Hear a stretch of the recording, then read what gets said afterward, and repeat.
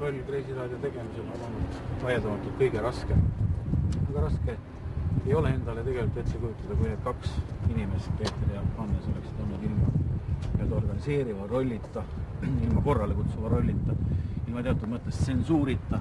See tekst, mida nad 90% endalt välja ajavad, see kannatab absoluutselt mitte mingit kriitikat, selles ei ole mingisugust loogilist mõtlemist, loogilist joont ja vaevalt oleks ta mingil vaatajale, kuulajale mingisugune midagi ütleb. Kõik see on vaja pikkade löötundide minul süstematiseerida, moodustada välja sellest mõtte, teha sellest nali. Kujutage ette ennast korvpalli või võrkpallimängu ilma mängujuhita. Mängujuht on see, kes mõtleb näeb kogu platsi korraga, valmistab palli ette, annab ja nende asi on ainult visata see rõõmus korvisaarlased ovatsioonid enda kanda. Aga kui ma vaatan neid saate, siis ma tean, et tegelikult see raske töö on kõik nagu minu enda tehtud. Mina olen selle peale sisuliselt kõik see 8 aastat nagu põhitöö rollis oma aega ka raisanud.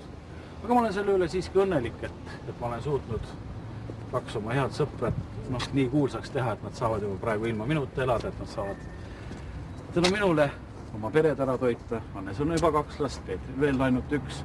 Küll see teine ka tal ei tule, nii et leiva kõrvast jätkub neil tänu minule päris palju. Kujutage endale ette niisugust jooniku peret kuskil asotsiaali korteris.